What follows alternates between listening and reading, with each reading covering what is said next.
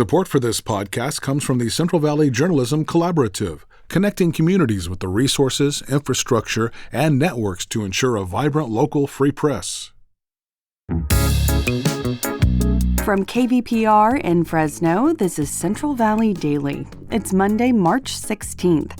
I'm Elizabeth Arkalian. The Fresno Economic Opportunities Commission is partially funded by taxpayers. 5 years ago, the nonprofit had a rainy day fund of nearly $15 million. Now, almost all of it's gone, and no one's quite sure where all that money went. Even today, a month after they spent tens of thousands of dollars on a so-called forensic audit, they still don't know. Today, Fresnoland reporter Gregory Weaver will break down what we know about these missing funds. We'll have that conversation in just a moment. Support for Central Valley Daily comes from the members of KVPR. Join at $8 or more per month and access ad-free NPR podcasts through NPR Plus. Give now at kvpr.org/donate. And now to our feature story. The Fresno Economic Opportunities Commission, or EOC, is an anti-poverty agency that serves thousands of Fresno County's most vulnerable residents. The nonprofit's existed for decades, and it administers programs for housing, food, education, health, and more. It's a large agency, among one of the biggest anti-poverty organizations in the country. It also was a recipient of pandemic-era funds to the tune of $170 million. Just a few years ago, the agency was in a strong financial position. It had a safety net of $15 million in reserves meant to be used for the region's most vulnerable residents. Today, that account holds a mere $125,000. So where did all that taxpayer money go? That is what everyone is asking, including financial auditors who have more questions than answers. To recap what we do know, Gregory Weaver, a staff writer for our news partner Fresnoland, joins us today. For listeners, you hear the three letters EOC, it's just another acronym. I think the easiest way to look at what the EOC is Fresno County has a lot of poverty. And Black and Latino residents in Fresno County have poverty rates that are 4 times the national average. And so Lyndon Johnson in the 1960s, he starts this thing called the War on Poverty. And the big outcome that we have that we can still see today are these economic opportunities commissions. And Fresno County is one of the largest ones in the nation. And they basically provide food stamps. That'll be the easiest one to identify, WIC. They administer that. They provide rural transit programs. They do a lot of pre-K schools. I think they have about 30 to 35. Like Head Start? Yes, they run Head Start across the county, in areas where typically there's not enough resources for that community to pool to do a pre-K program. So they're pretty far-ranging, the Fresno EOC. And mainly funded through the government or grants as well? Or? Absolutely, yeah. Federal, state, and local government. They're all pitching in various amounts. For example, when the COVID-19 pandemic hit, Fresno EOC got a lot of COVID aid as well. Your recent reporting reveals the organization spent millions of dollars in its reserves. So to be really basic to begin again, why are reserves important for organizations and businesses? What are they designed for? And then we'll talk about what happened. Yeah, think of it as a household. These organizations, even though it's a quasi-government organization, so it can't go into debt the way the federal government can. It has to have a balanced budget every year.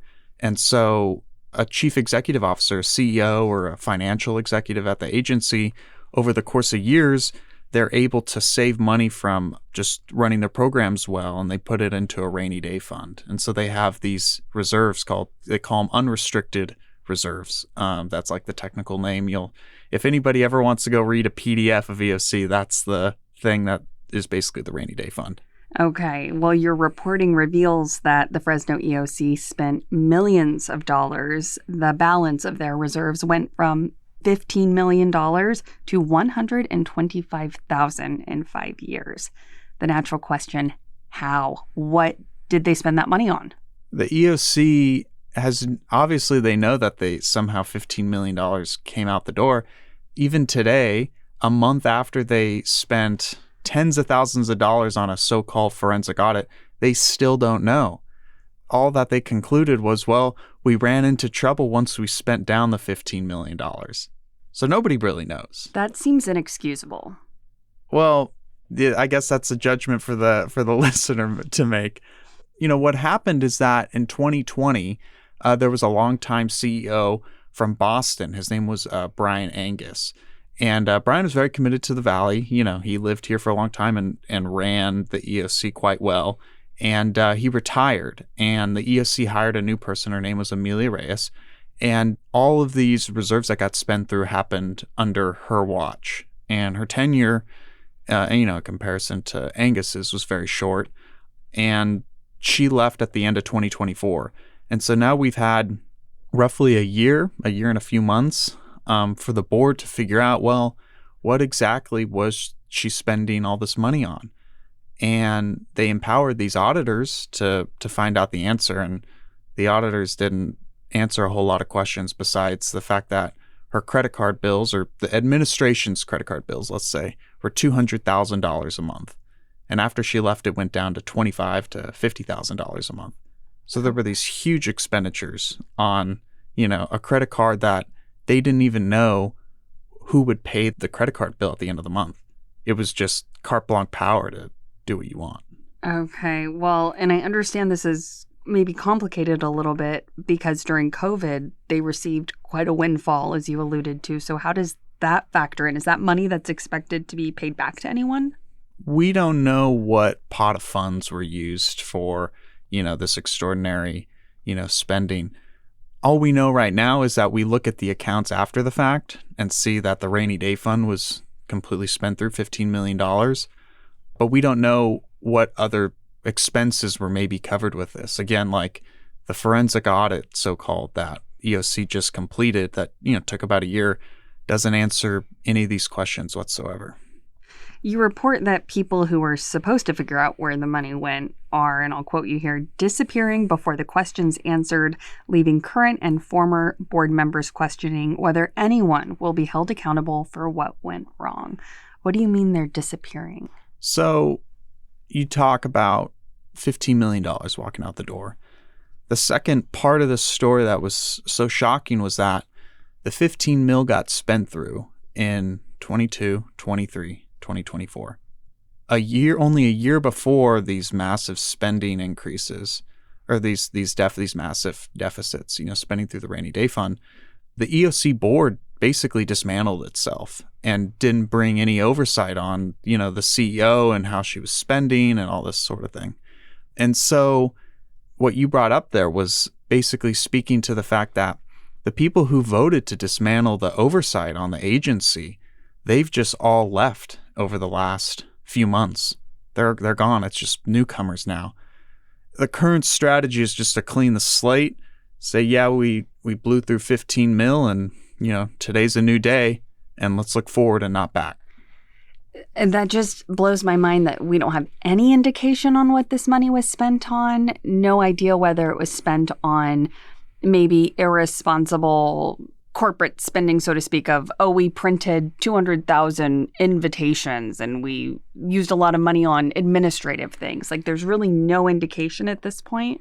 I read through most of their board minutes over the last few years, and you get some indication. I mean, but these are scraps, Okay. We know that a staff awards event they spent $66,000 on just for, I don't even know what. That's all we know right now. Okay. There's been next to none accountability at EOC. And considering this is, arguably the most important anti-poverty agency in the county, it's quite shocking to any watchdog. Funded by taxpayers. Exactly. So I'm sure there's a lot of people who are riled up about this. Has the EOC made any changes or tried to save money in any way since all of this came out? So one of the things that the board, when they were asking questions last year, heard from one of the financial officers that left after, Amelia got hired, the CEO that ran through all the reserves. He said that basically if the CFO, the old CFO, had stayed on, this would have never happened. And so what happened is you had all of the experienced certified accountants, you call them CPAs, almost all of them left. And they were a whole organization that's looking at a $170 million budget. One board member who was not renewed by the county board of supervisors to be on the board this last month. A $170 million organization only had one CPA at the firm, is what he told me. So right now they've brought back that officer that this guy told the board, yeah, if she was there, we wouldn't be in this mess. So I think she's got the thing sorted out going forward, but it's still a lot of damage. And we don't even know what the impacts are to the day-to-day operations of the organization after, basically having its own financial meltdown during record amounts of funding. Okay, so what's the path forward? It sounds like there's no legal repercussions in the sense that no one's being penalized legally for mismanagement. What's the plan moving forward? They've brought back this CPA. Anything else? Right now, there's a class action lawsuit that's been filed against the EOC. By who? By former employees who didn't have bathroom breaks or anything like that. Okay. So I think right now that's one of the things that EOC's got against is there's a lot of liability against that many people. But, going forward, you also have probably strained relationships with EOC's partners. They partner with schools, they partner with transit agencies. One of the things that last year they found out was that 400 invoices were delinquent in a single month. I mean, they just, they ran into cash flow issues and they needed to take out emergency loans to even keep all this stuff moving, like, WIC and whatnot, or whatever their programs were. So I think right now EOC it's definitely in a new chapter, but it's a bit like, a building gets knocked down, you build a new one, and saying, oh, well, there's a building here now and things should be fine. I don't think it really works that way. I wish I had more answers for you. Well, the people who are left holding the bag are the people who utilize these services, which may be cut back, I would think. Yeah. It seems like there's been a lot of financial mismanagement at local nonprofits in the news lately because besides the Fresno EOC, there's the Fresno Arts Council, where a former employee is alleged to have embezzled more than $1 million. So do you think these situations are eroding people's trust in nonprofits? I think it comes down to two things. You need good boards and you need experienced staff. And you look at what happened with the Fresno Arts Council and what makes, my heart hurt the most about that is that Fresno nonprofit leaders should have had a deep enough bench that they could trust people who could keep the money straight like that and money wouldn't disappear. I'm sure it happens in government. You see stories all the time about embezzlement. But, so what's happening in the nonprofit space here, I don't know how much it's par for the course for a place like this or not. The other thing are the boards. I think a lot of times it's seen to be on a board like the Arts Council or a hospital or something like that, and to see it as kind of a more honorary thing rather than actually like a key pillar for the operation and distribution and adjudication of oversight. Of the economy, of democracy, of what's fair, what's not fair, where can mistakes be made, how can they be prevented. And so I think when you're looking at situations like that, I think those are the two questions. Gregory Weaver, staff writer at our news partner, Fresnoland. Thanks so much for your time. Thanks for having me. And you can read Gregory's full report on Fresnoland's website. It's titled Limited Oversight, No Budgets: How Fresno EOC Blew Through a $15 million Reserve During Historically High Budget Years. And that is today's show.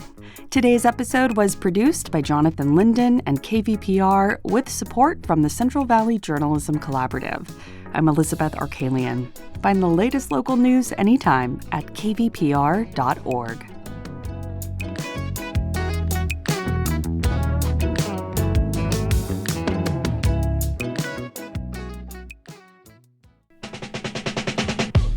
This is Tanya Mosley, co-host of Fresh Air. You'll see your favorite actors, directors, and comedians on late-night TV shows or YouTube. But what you get with Fresh Air is a deep dive. Spend some quality time with people like Billie Eilish, Questlove, Ariana Grande, Stephen Colbert, and so many more. We ask questions you won't hear asked anywhere else. Listen to the Fresh Air podcast from NPR and WHYY.